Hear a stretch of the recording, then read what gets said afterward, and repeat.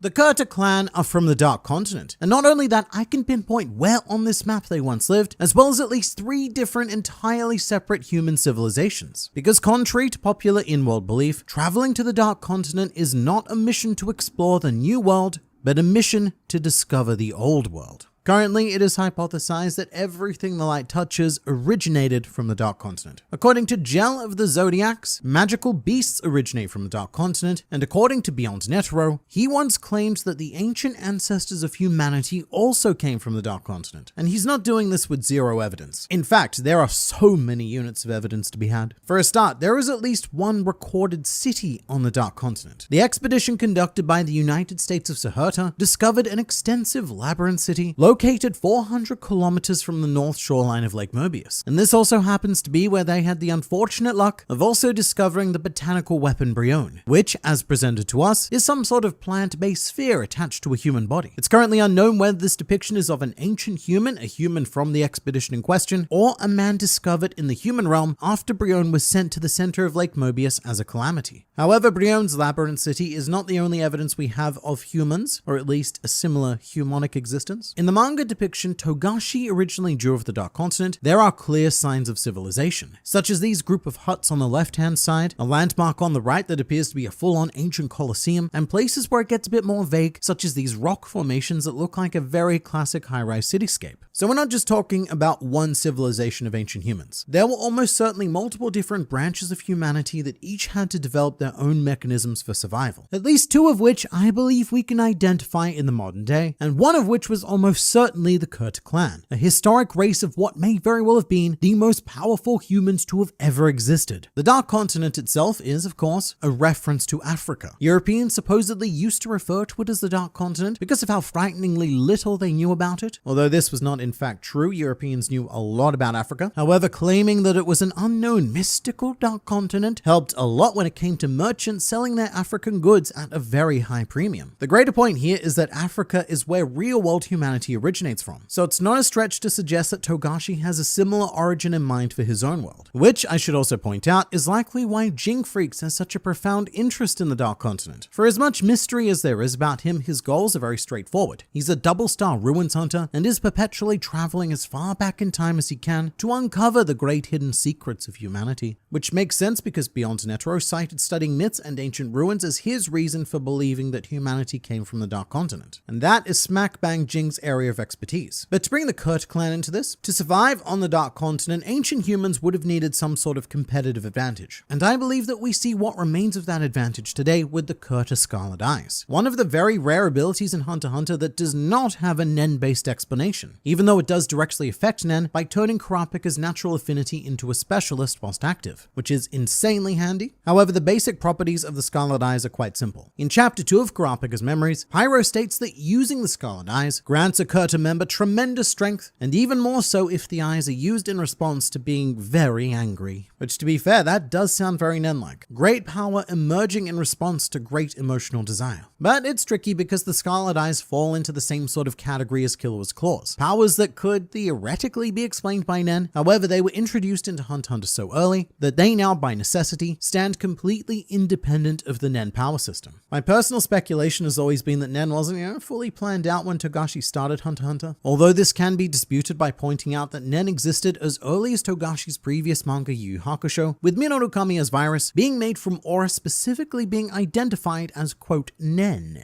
But my counter to that counter would be that originally Togashi didn't want to follow in the footsteps of Yu Yu Hakusho. He got so burned out by that. He wanted to do something completely different. So what he did, right, to get away from his series with 4 main protagonists is he created a series with 4 main protagonists. He was trying to subvert the shonen tropes, and then eventually came back to the seed of an idea from Yu Yu Hakusho to expand on. And this subversion proved incredibly effective by Togashi, transforming Hunter x Hunter into the unique gem it is today, very akin to the subversive heroics of Saitama from One-Punch Man, with Saitama and Tatsumaki now having entered the wondrous battle world of AFK Arena. And you can recruit them for free and use them to cause all sorts of assorted chaoses and train them up to become the most OP versions of themselves possible. In One-Punch Man, Saitama has to grind each and every day to become strong, but in AFK Arena, you get stronger simply by going AFK. It's like this. I just got stronger. Isaac Netero would throw a fit. He spent literal years in the mountains honing his craft and his gratitude, only to be outclassed by an AFK man on the internet. And there are even more rewards to be granted than simply gaining raw power. AFK Arena gives players 10 free summons every day during the first month, and over 1,000 free summons in total with completing daily quests that grant you a chance to summon a rare hero each and every day. AFK Arena also features crossover heroes from Overlord, Solo Leveling, and other anime, letting you mix and match them to build your own squad, with each hero growing stronger automatically. It's almost like an ability. The less you engage, the more powerful you become. So you just move on with your life and let this power grow right there in your pocket. So you can and should download AFK Arena through my link in the description or by scanning the QR code on screen to commence building your ultimate hero squad today. And thank you so much to AFK Arena, as it's due to sponsors like them that we are able to bring you the best fictional hunter content possible as often as possible. Highly recommended, definitely check it out. But for now, it's back to you, me. And in any case, things remain quite logically consistent within this theory, because Killua's claws could also be explained as a leftover piece of genetic fun from his ancient ancestors, hailing from one of the numerous other likely human civilizations on the Dark Continent. One that learned to survive in a much more stealthy and cutthroat manner, which in the modern day is represented by the Zoldyck clan and their genetic disposition for assassination. Back to the Kurta clan, their genocide was one of the Phantom Troop's toughest jobs. That's why Uvogin remembered them. He said it was a major task and that the clan were pretty powerful. And that means a lot more than you may initially think, because to the best of our knowledge, prior to Kurapika, there were no Kurta Nen users. There may have been in the past, but not at the time of this massacre. So you've got this tribe going up against Uvogin, who is one of the greatest raw power aura users we've seen in Hunter x Hunter. He's even a natural enhancer and everything, and even Uvogin is saying, damn, those Kurta guys were tough. They were taking him on completely Nen nude just through the power of the Scarlet Eyes, which is very evocative of the Dark Continent. Yes, some calamities do make use of Nen, but the vast majority of them find different paths of evolution to become equally, if not more, devastating. And the guys Uvogin fought in the modern day were watered down Kurta members. Imagine how much more powerful they would have been in the ancient times of the Dark Continent. We're talking the potential of an ancient Kurta dwarfing someone like even Isaac Netero, who I will say on the Dark Continent isn't such a big deal. Even in his prime, Netero was completely overwhelmed by this location. So for anyone to actually be capable of living there would require a baseline of Netero level power at the very least, something to be greatly feared by other Dark Continent creatures and humans alike. And the Kurta clan is still very much feared, or I guess were still very much feared, because they're all dead now, in the modern day. And that's something that could have been passed down from stories from other human settlements. In Kurapika's memories, he and his people are referred to as both red-eyed freaks and the devil's messengers, which I've always found interesting, because there's never been any real explanation for why this stigma exists, other than the fact that certain Kurta members can turn their eyes red, and look, if you did that in the dark, I guess that would be pretty scary. But the Kurta clan are well known by seemingly everyone in the human realm, and there is an exceptionally strong prejudice against them. In the past, it was tempting to believe that they were a small, unknown tribe living in a deep forest, only known by neighboring towns, but when the Kurta clan massacre occurred, it was apparently reported as global news. But from everything we know, the Kurta clan were peaceful to a fault, and so I can't help but wonder if this prejudice was something that was inherited from ancient humans. If any other tribe of humans on the Dark Continent encountered a Kurta member, then that would have been an experience worthy of branding them with titles like the Devil's Messengers. So when all of the different humans migrated to Lake Mobius, they swapped stories and came to a collective agreement that, mates, we need to stay away from those guys. But to completely counter my narrative, it also shouldn't be discounted that the Kurta rise could be a curse and or calamity of their own. Let's say that an ancient member of the Kurta clan decided to explore the Dark Continent. That ancient member promptly failed, as seemingly everyone does, and the Scarlet Eyes were sent back to the human realm as his curse for daring to trespass. It's difficult to tell, but from what I've seen of Kurapika, having the eyes also make him lose reason and become very susceptible to primal urges. Not too dissimilar from the described effect of Hellbell, which is snake-like Dark Continent calamities said to infect people with homicidal desire.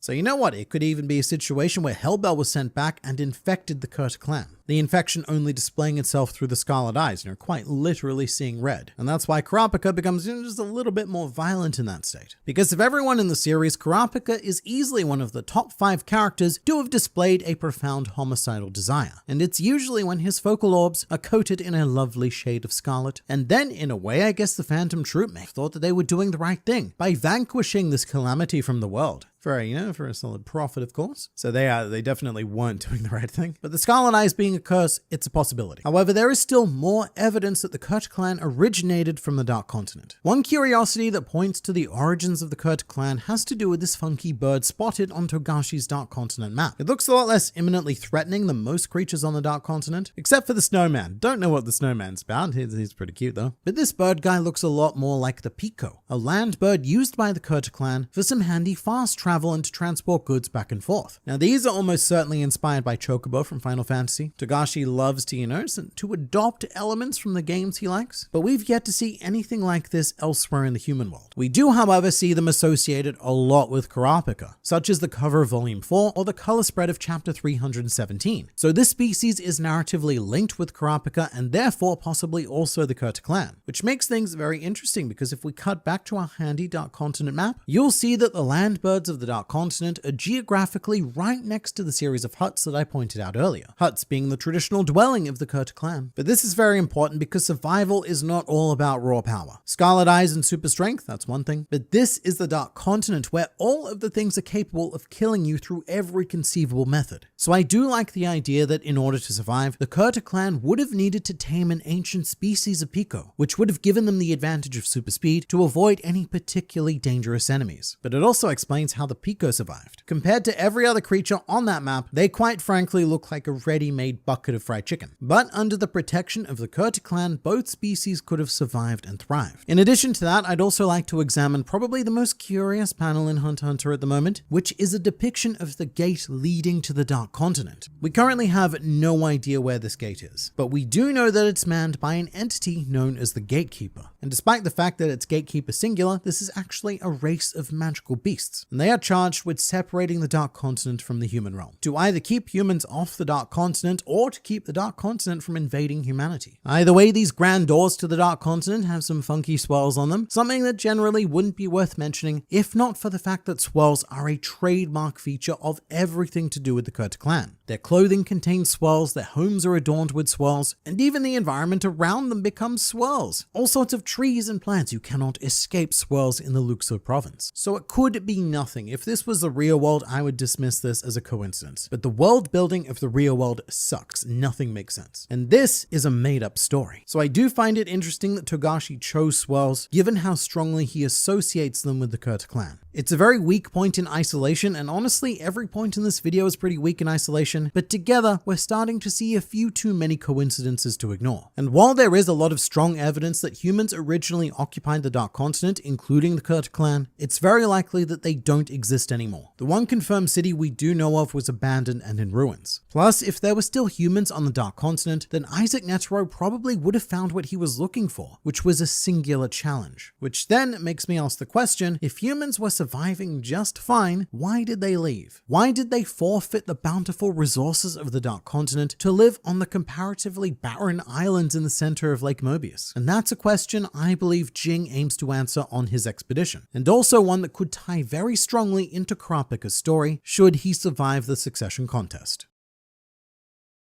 Jing Freaks created Greed Island as a training ground to prepare hunters, and especially Gon, to survive the challenges of the Dark Continent. That's our proposal in this video. Because when Gon meets his father atop of the world tree, he asks Jing what he wants, and Jing replies, "Whatever I don't have. I wanted to be a hunter because at first, it was the most realistic way to get to a place I wanted to see." That place wasn't the Dark Continent, I should point out, it was a royal burial ground. And Jing said that the moment he set foot in that tomb was one of the happiest of his life. So he's always in this obsessive pursuit of finding the next forbidden place to explore. Jing also adds that he's in no rush and happy to wait, but this is an obsession of his, and I believe that may have manifested in Jing creating a mini Dark Continent which encompasses the same requirements, threats, and rewards that the real Dark Continent presents. Greed Island is a tutorial level for the Dark Continent, because hunters are simply not equipped to handle the challenges of said continent. Not just in terms of strength, but also the mentality to survive outside of the human realm. realm, in a completely raw and wild environment where humans are not the top of the food chain. In fact, they're quite literally below insects, as we saw in the Chimera Ant arc. But before we get into any of that, what we need to know is how to fulfill the requirements to get there. And this ties into Greed Island very interestingly. Jing tells Gon that to get to the Dark Continent, you need the following. We'll need a lot of things to get there, at least 4 just to get started. Permission, the means, qualification, and a contract. So the means is pretty obvious. You need the money and all of the resources to facilitate the expedition. It's very expensive. Qualifications are also pretty straightforward. You can't just take Fred from down the road to the Dark Continent and no, because he's going to get effed up pretty quickly. You need experienced hunters at the very top of their field to even have a chance of survival, let alone actually completing a mission there. The other two I've always found much more interesting, permission and a contract, because I think they can often get conflated. Surely one means the other, but I believe they refer to different parties. Permission, I believe, would be from the V5 or now V6 nations. You need that permission from the human side to set out because Dark Continent travel is forbidden. However, a contract is what you need from the other side to actually reach the Dark Continent, which is where the Gatekeeper and the Guide come in. You need to go through them to access the actual land, which may involve making a contract that has resulted in many of the Dark Continent calamities being taken back to the human realm as per the terms of the contract. Whatever it is, it doesn't matter so much for the sake of this video. What matters is that the conditions for entering Greed Island are startlingly similar to traveling to the Dark Continent. Firstly, there's the means. Greed Island is a disgustingly expensive game, with cartridges selling for an average of 5.8 billion jenny, so around 38 million US dollars. The reason being that Greed Island is a game with only 100 copies in circulation. It was made deliberately rare and scarce by Jing. He could have made as many as he wanted, but he made it difficult and practically mythical to attain on purpose, which was to replicate how difficult it is to attain passage to the Dark Continent. So much so that Gon and Killua originally had a whole arc focused on just the means part of getting to Greed Island, all of the auctioning and such, which eventually turned into York New City. Secondly, you need permission. In this case, the permission came from Batera, the owner of the cartridges, who was hiring hunters to compete in the game for him in order to acquire a card that would help his wife. And obviously, to get that permission, you need qualifications. Both Gon and Killua had to prove themselves to be given a spot on Batera's Greed Island expedition, and they couldn't just be basic run-of-the-mill Nen users either. They had to be something special. And as for a contract, Batera gives all of his players a literal contract and promises to pay any one of them 50 billion jenny for clearing the game. But to be more thematic with the Dark Continent, you cannot enter Greed Island without passing through its own gate and Gatekeeper. The Phantom Troop tried to enter Greed Island without getting that permission from the Gatekeeper, and Razor, he sent them away. And I imagine that something similar would happen if humans tried to set foot on the Dark Continent without permission or a contract from the Gatekeeper and or the Guide. But the most obvious similarity between Greed Island and the Dark Continent is that they are both packed with things capable of killing you at every turn. The Greed Island bestiary may be a bit lacking compared to the calamities of the Dark Continent, a bit underwhelming, but remember, this is a tutorial, and it's meant to teach you one specific important lesson, which is that you are going to be tested in ways that you never expected. Hunters and Nen users in general are trained to engage in Nen-based combat against primarily other humans. Many of the best Nen users in the world are the ones who can outthink and outplay their contemporaries. Think your Karapikas, your Krolos, and your Hisoka-kukas. And that isn't what the Dark Continent is about at all, which is a realization that Isaac Netero came to when he visited the Dark Continent. These were not the opponents he was looking for, and even he, of all people, was ill-equipped to deal with the monsters of that landmass. Netero said that the only victory to be had there was survival. And Greed Island captures a very similar idea. Some of the very first creatures that Gon and Killua encounter are the Cyclopses, and the boys are immediately overwhelmed by these two, quote, intro-level monsters. Gon even gives them a solid thwack with a powerful Nen-imbued punch, and it does nothing. And that's because you cannot use the standard logic of Nen to beat these monsters. Every creature on Greed Island has a specific strength and a specific weakness. With the Cyclops tribe, it was their eyes. You hit them in the eye and bam, they're beaten. But that's not really how a typical Nen user would think to handle things, as demonstrated by Gon. Greed Island encourages lateral thinking on a level that hunters aren't accustomed to because they put far too much stock in the basic and advanced principles of Nen. Rightfully so, because in the human realm, those principles are key. But in the outer world, it is severely limiting. Even the non-Nen using creatures of the Dark Continent pose fatal challenges and require innovative solutions for survival. So Greed Island encourages people to think more like stereotypical hunters. Killua, for example, very quickly takes to the idea of analyzing the creatures and studying their habits to identify their natural weaknesses, as opposed to Gon, who just ran in with a big Nen punch, which is interesting because Gon is supposed to be the better natural hunter. And I guess that actually does go to show what Nen use does to the mentality of a hunter. You start to rely on Nen and believe in it so much that you forget about the basic principles of, hunting and environmental awareness and all that. Greed Island also puts an exceptionally high value on the concept of teamwork. In fact, the mechanics of the game effectively force you into teamwork. Given that the goal is to collect the 100 slot cards, and some of those cards, I'll know they happen to be limited in number, well, that means that it's incredibly unlikely that a single player would be able to collect all 100. So they would need to engage in diplomacy, trading, and teamwork. And even if some incredible beast were to stroll into Greed Island and just steamroll the game and collect all the cards, they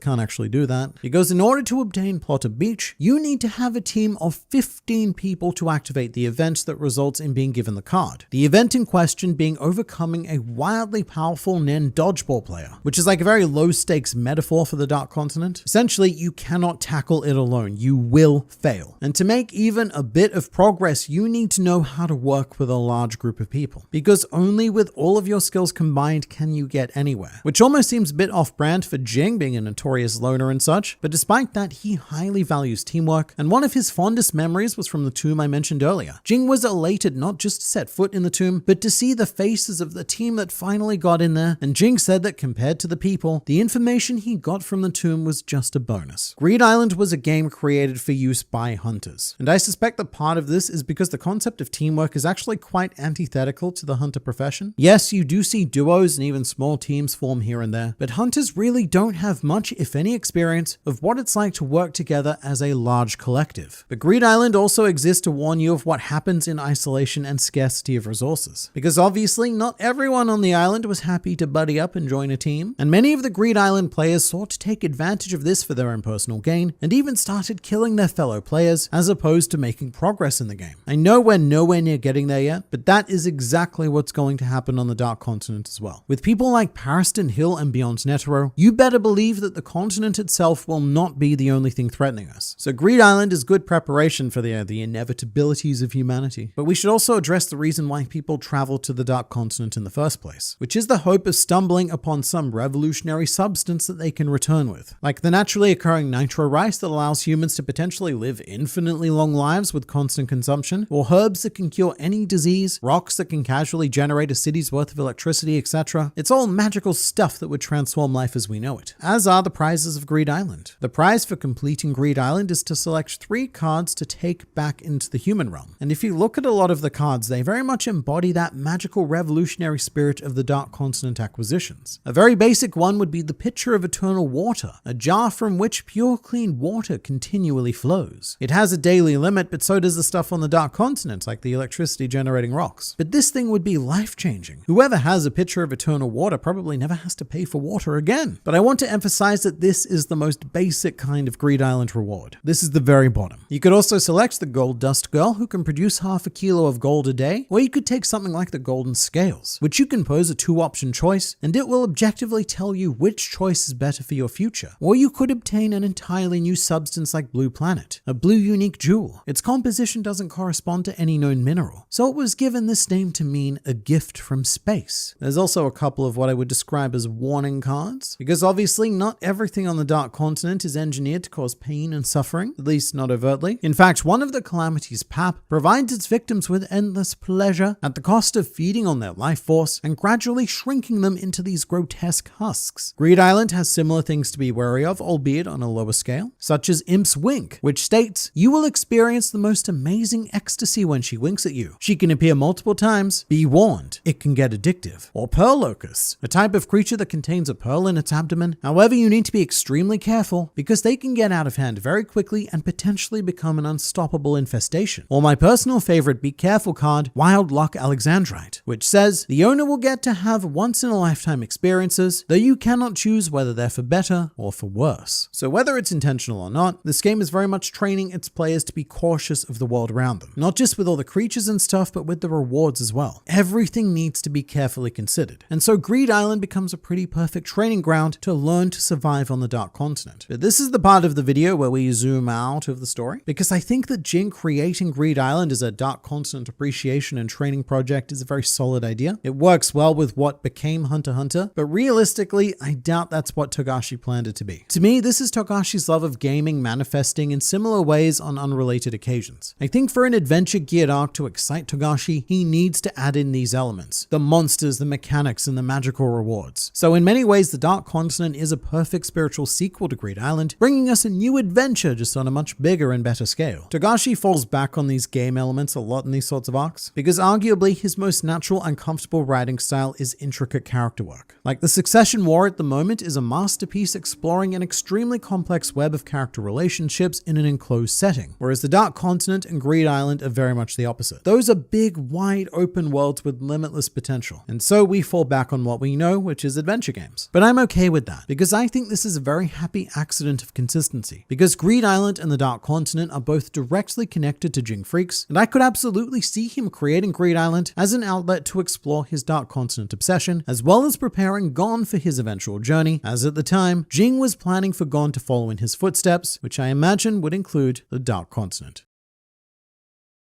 Gon is a Dark Continent calamity. Why do I think this? Well, reasons. The 5 calamities are also known as the 5 threats, and these are a collective of creatures that each hold the potential to drive humanity into a state of extinction. Their appearance in this realm is not natural, and they do not belong here. Each creature is the result of humanity daring to venture out of Lake Mobius and onto the mainland of the Dark Continent. The names of these calamities are Brion, Ai, Pap, Hellbell, and Zobai. Each is capable of seemingly infinite power, and quite frankly, it's a miracle that humans haven't been wiped out yet as I record this video. Of the 5 documented calamities brought back to the human realm, only 2 have been accounted for, Ai and Zobai. The botanical weapon Brion, the twin snake Hellbell, and Pap have yet to be located, and that is despite their confirmed presence in the human realm. That is terrifying. But the even more truly terrifying fact is that these are the 5 calamities that we know of. Humanity has embarked on far more than 5 voyages to the Dark Continent, almost none of them being documented, and we know of at least 3 undocumented trips, 2 involving Isaac Netero and 1 involving Don Freak centuries ago. So that's at least 3 more calamities that humanity could be cursed with. And there's no way of knowing how many more. There's even a theory that all of the magical beasts we see in Hunter x Hunter were originally from the Dark Continent. However, most magical beasts aren't quite consistent with the raw power of the calamities. And you know what? Neither are most humans for that matter. Whereas Gon, this little boy thing, he's very consistent with the power of a calamity and could very well be one of them, or could have one hidden away within him, in much the same way that Nanika was hidden within the Zoldyck family. And eventually it was revealed that Nanika's true identity was the Calamity Eye, which is a fact that a lot of people seem to miss when picking up the Hunter x Hunter manga. It might be a bit of a translation problem, because there is something that does get lost. Because in both Japanese and English, Nanika has a peculiar way of saying yes. In the English translation, Nanika always says K as in okay. However, in Japanese, Nanika says I as in hi, meaning yes, which also happens to be the name of the aforementioned calamity. So in Japanese, I operates on the Pokemon theory of mostly only being able to say its own name, although I is able to share its feelings with Alka, who acts as its vessel. Also in volume 33, Togashi quite blatantly states that Nanika is I, with this drawing labeled I, and having it state that I'm from the Dark Continent. As for the reason why Nanika inhabits the body of Alka Zoldyck, that's still currently unconfirmed, but it's highly likely that it has something to do with Alka's relative Zig Zoldyck having visited the Dark Continent with Isaac Netero in the past. From what we're aware of, humanity doesn't get any free trips to the Dark Continent. Whether the mission is successful or not, and I guess I should say we've never heard of a successful mission, but regardless, an all-powerful entity known as the Guide sends a calamity back with any survivors as punishment for daring to travel to the darkest of continents. So even if Zig, Netero, and Lene were able to make it back to the human realm without incident, the Guide could have sent I with them, and as punishment, cursed the Zoldyck family line to carry this calamity. Also, as a side note, this could have happened with Netero's family as well, and his son beyond Netero could be possessed by a Dark Continent creature, which is why he's ever so desperate to get back there, to go home, really. But what are the trademark features of a Dark Continent calamity? Well, the biggest one is near limitless access to power via their own uniquely evolved mechanisms, and I isn't the only example of this. The Ant King Meruem was also capable of essentially unlimited power, or at the very least, the Chimera ant species had that potential for infinite growth. There are only 3 known entities who have displayed this godlike power: Meruem, Nanika, and Gon. Even by the standards of the harshest, most restrictive of Nen vows, what Gon achieved here was off the charts. Even if he wasn't from the Dark Continent, he could still be labeled a calamity. And in the event that Gon is still 100% pure human, that would mean that he briefly became the most powerful human to have ever existed. But there is one unaccounted for calamity that Gon does somewhat resemble, and that that would be Pap, the entity described as a trade-off between life and pleasure, a beast that keeps people as pets. And if you look closely, or actually if you just have your eyes open, even if you're really far away, you'll notice that Pap's victims do share a similar physical state to that of Gon following his transformation. His body rapidly deteriorated into this almost mummy-like state. It was very disturbing, but it was not unique. We have seen a similar state before. Because it could also be argued that Gon's body resembled a worse state of Netero after he exhausted all of his aura,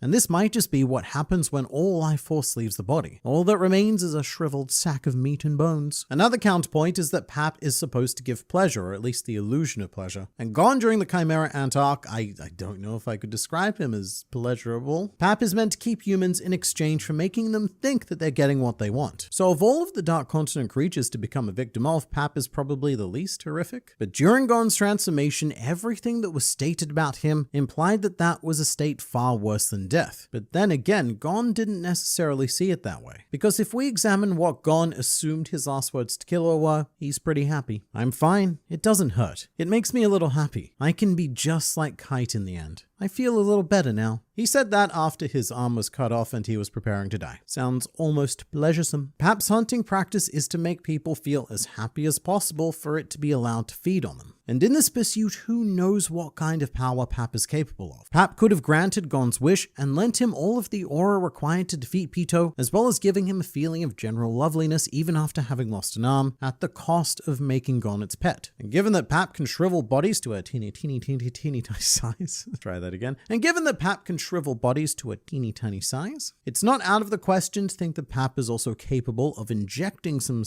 juice and enhancing the bodies as well. By juice, I mean Nen juice. Or Dark Continent juice, some sort of juice. That would explain why even the world's top Nen exorcists were unable to do anything about this. Because no human has any chance of measuring up to a Dark Continent creature. No human except Gon, who may be a Dark Continent creature. The only individual capable of dealing with a calamity was another calamity. Killua asked to heal Gon, and Nanaka used its abilities to either get rid of Pap or restore the status quo sans Nen use. Although we definitely don't ever see Pap's little trademark tentacles. But then again, we never see Ai in its purely gaseous form either. I was capable of doing things that little introduction box didn't tell us. And we don't even know what kind of being Pap is. We're assuming it's a tangible creature because of the tentacle, but otherwise it's completely obscured. We don't even really know what it is we should be looking for. All we know is that whatever it is, it's not great. Because according to the threat classification system, Pap ranks as an overall A-level threat. A is bad, like real bad. In fact, it's currently the highest rank that a threat can hold, indicating that it poses a potential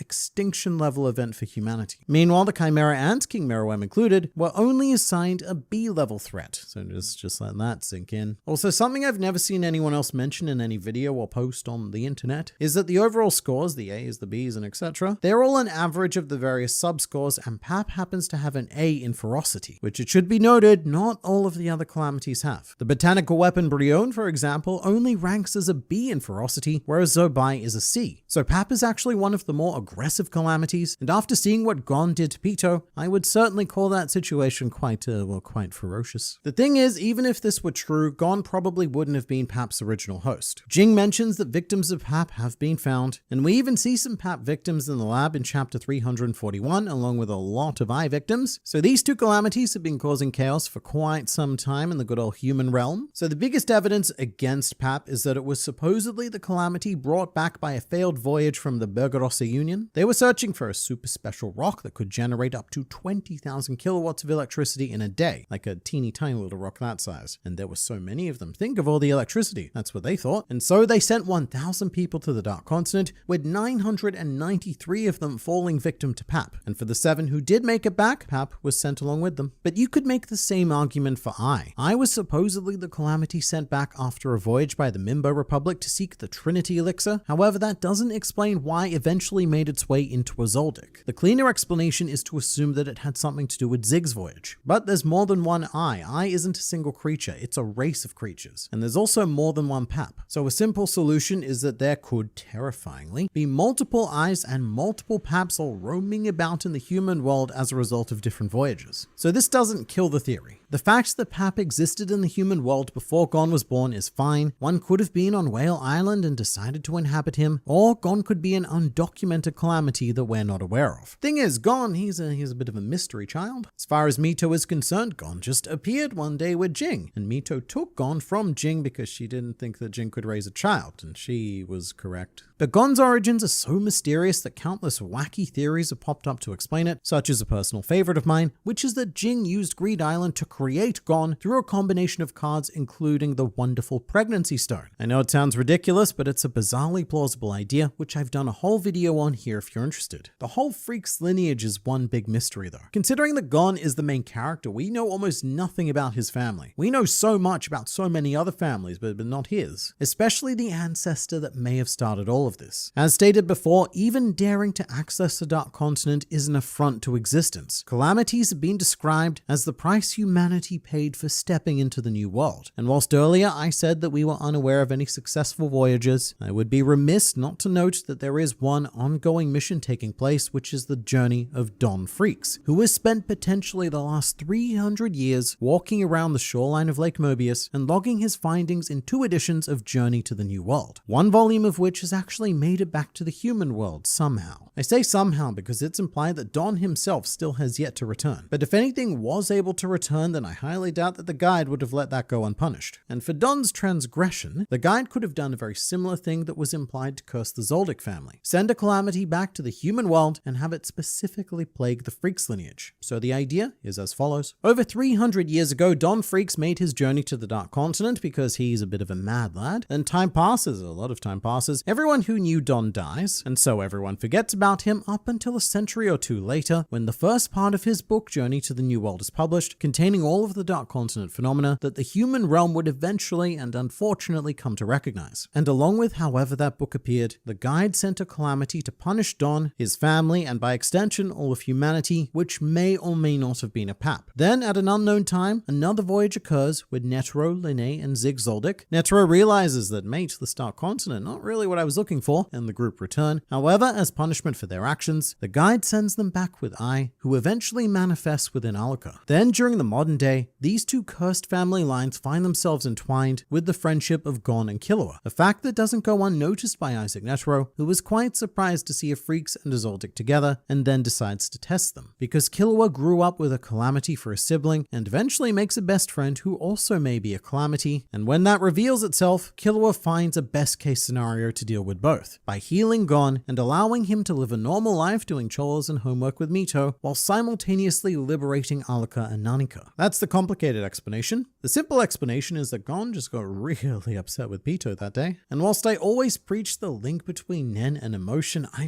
don't know. It still makes me question how he was capable of that power. Were Gon's life and potential really worth that much? And getting really upset might not be the simplest explanation, especially when Gon has an ancestor and a father determined to explore the Dark Continent, which is well known for punishing humanity with assorted curses. So you let me know in the comments, do you think that Gon could be a calamity?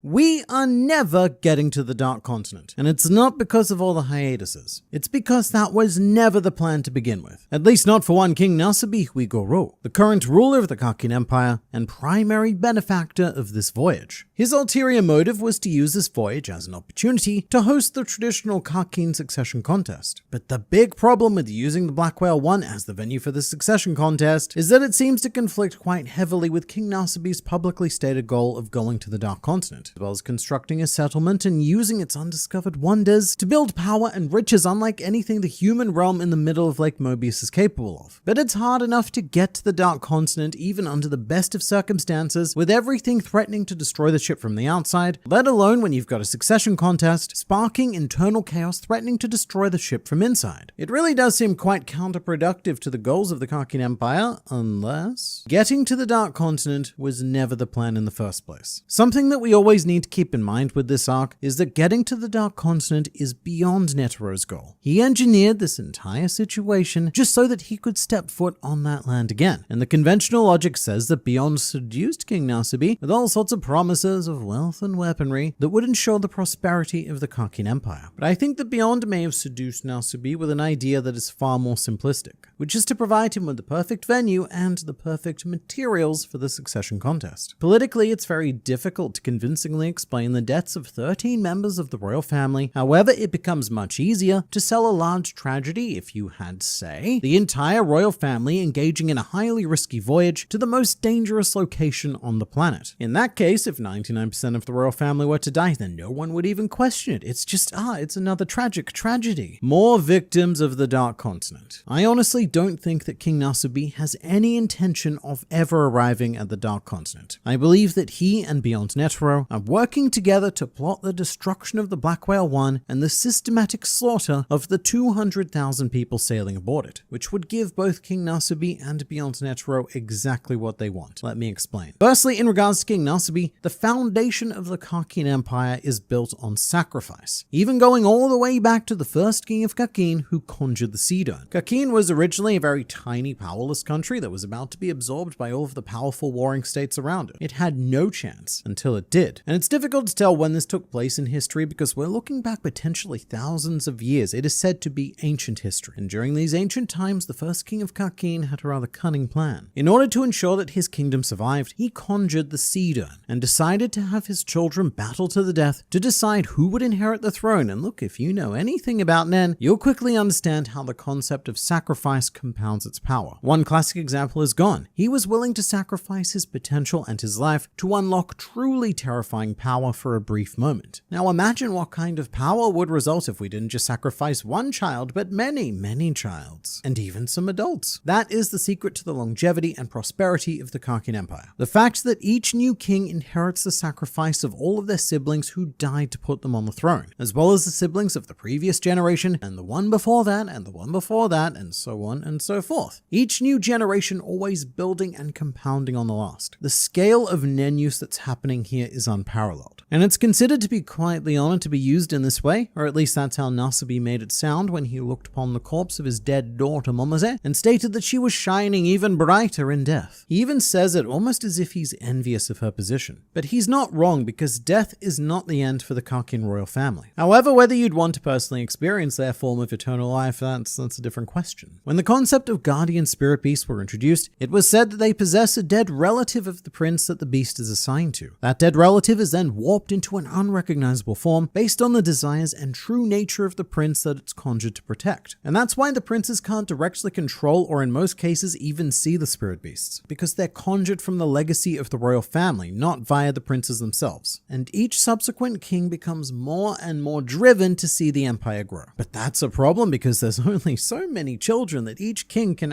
physically have to offer as a sacrifice. Believe me, King Nasubi has tried his best because he seems to spend every second of every day inside of a woman, having produced 14 legal children and at least 3 illegitimate children. Let's go crazy. Let's say that King Nasubi somehow produced 100 children to sacrifice. Even that is such a painfully small and irrelevant number compared to what King Nasubi is planning to do here, which is to sacrifice all 200,000 people aboard the Black Whale One for the sake of the Kakin Empire. Nasubi even refers to them as exactly that in chapter 362. He addresses the people aboard the ship as if they're mere resources. 200,000 people to allow his eventual successor to, quote, carve out your own future. These people are materials. They are the clay with which to sculpt. And for what it's worth, King Nasubi does intend to be one of them. At one stage, he even says that he can't die until his ceremonial duties are finished, implying that he absolutely intends on dying. So one of those 14 casket capsules is likely for him, since he only has 14 legal children and one of them is going to survive the contest. But if you look at the fancy burial chamber built within the Black Whale One, you'll notice that the entire room is fitted out with Nen Inscription, a technique that boosts aura output or potency when applied to objects. Nen Inscription has been around for a long time in Hunter x Hunter. Like when Gon first got the box from Jing, that was coated all over with Nen Inscription, as was the functionality of Greed Island. And one theory is that it's like constructing aura circuits that can very precisely funnel power with minimal loss. But what's happening here is on a scale even greater than that of what we saw on Greed Island, and it's not isolated to just the caskets. In fact, fact, it would appear that there are circuits leading from elsewhere to the caskets, and it's entirely possible that this whole ship has been constructed to allow aura to be funneled directly into this room. As in, no matter where someone dies, there's a nearby inscription circuit that can carry it down to the burial chamber. And this is where King Nasabi's illegitimate children come into play. They don't just exist because Nasabi screws anything that moves. They have a purpose, which is why they're granted positions in the underworld. And the key figure we're looking at here is Morena Prudhoe. She's currently the leader of the Hale Lee family and has declared war on her rival mafia factions led by other illegitimate Nasabi spawn, which is threatening to send the lower levels of the Black Whale One into a state of anarchy that no faction has the power to contain. Morena herself has no interest in the succession contest. In fact, she has no interest in, well, anything. She genuinely just wants to watch the world burn, which is very convenient because that's exactly what Nasabi wants to happen on the lower levels. So it's almost as if Morena was strategically positioned to carry this out, whether she knows it or not. And this is going to lead to a situation predicted by Mizaistom. He correctly deduced that the mafia warfare, with the increasing number of crimes and the increasing brutality of crimes, would swiftly result in fear-induced riots by the general population and inspiring full-on purge-style behavior, where it's everyone for themselves, you kill or you be the one who is killed. It's like a much larger succession contest, a much grander scale, but with no prize for winning. However, the aura of each of these individuals who participate and die and or are sacrificed in this contest will then be contributed to the pot of Kakin aura. And Mizaistom jumps straight to the endgame scenario of the Black Whale One sinking once the contest reaches a critical point, which again is exactly what King Nasabi wants, because it's the perfect way to sacrifice hundreds and thousands of people without anyone even asking a single question. Eventually, the winner of the succession contest will return to the human realm and they will be pitied. The winner will be considered the victim of a tragic journey that was doomed from the beginning. The tragedy, that dark continent. As opposed to the beneficiary of a plot to sacrifice 200,000 people to a world domination scheme. Now, this works out very nicely for the Kakin Empire, very nicely indeed, but there's a whole second side to this coin with Beyond Netero. On paper, this isn't conducive to his goal of the sinking of the ship and the destruction. I mean, if the ship sinks, how do they get to the Dark Continent? If they don't get to the Dark Continent, then he's part of there. He doesn't get there. Well, it's not that simple. Because when discussing the Dark Continent and the succession contest, we often forget a little character named Bill. He's the other surviving bodyguard currently working with Kurapika to protect Prince Wobble. But what most people forget is that he's also a member of Beyond Netero's Dark Continent expedition team. And as a result, Bill was made aware of 3 mechanisms of escape from the Black Whale One. The first involved a conjurer named Kurta. He's the dude guy in this image with spiky hair on the right. He was also part of Beyond's expedition team and apparently had a really cool net ability that allowed him to transform into a boat. I guess kind of like Subona's Rider's High, which gave her the power to morph into a wide variety of vehicles, so long as those vehicles were fueled by the aura of a pilot or a driver or, well, I don't know, the role changes depending on what kind of vehicle she becomes. And Kurta is almost exactly the same, because Bill said that he also required the aura of others. But none of that matters anymore because Kurta, he died quite quickly. He got a bit of a stabby right after the Black Whale One departed. So that leaves us with 2 escape options, both much more difficult. Bill says that another method involves Pariston's help, which is very interesting because we have yet to see Pariston aboard the ship. But Bill also adds that Pariston's help would be difficult, whereas the third method requires Beyond Netero himself and will be even more difficult than Pariston. That's quite something. But I do agree with that, especially since Beyond Netero is currently in the custody of the Zodiacs. But the point is that Beyond plans not just 1, but at least 3 mechanisms to escape the Black Whale One, one of which he's capable of enacting on his own. So Beyond's plan was never to use a vessel manned by the V5 or the Hunter Association to get to the Dark Continent. No, what he's doing right now is using them to ferry him to a distance close enough that he and his assorted team can escape via their own methods and make it to the continent themselves. Another thing to remember is that the Black Whale One was never meant to go all the way to the Dark Continent itself. The Black Whale One was going to stop on the New Continent, after which point the Hunter Association, they were planning to fool the Kakin Empire with a clever ruse. They were going to tell them that the New Continent was the Dark Continent and then sneak off in another ship captained by Moral. So Beyond Netero would have been transferred to that ship, where it would have been nearly impossible to escape because it doesn't have anywhere near the potential for chaos that the vessel containing 200,000 people does. On that kind of ship, you could feasibly conjure some sort of distraction, a big one as well. Ideally, one that would get rid of all of the Zodiacs and all of the Hunter Association in some sort of big catastrophic event. And that's the plan, which the V5 nations and the Hunter Association have perfectly fallen for. They have followed the path Beyond's laid out for them this entire time, and they're now in a very dire trap. Beyond Netro is collaborating with King Nasubi to not only host the succession contest, but to ferry Beyond's team to the Dark Continent and kill anyone and everyone sent to prevent them from carrying out whatever mission they have on that landmass. So each of them gets what they want. The Kakin Empire has a new ruler with 200,000 sacrifices prepped for world domination, which Beyond Netro doesn't care about in the slightest, because he's only concerned with what happens on the Dark Continent. Screw whatever happens in the human world. And that's potentially the scariest part. The fact that I don't think Beyond plans on returning, because he would have no method of getting back. In fact, it's a huge part of the plan to ditch the ride there. So he's giving Nasubi and the Kakin Empire full control over the human realm because he sees an even bigger, much more terrifying prize waiting for him on the Dark Continent.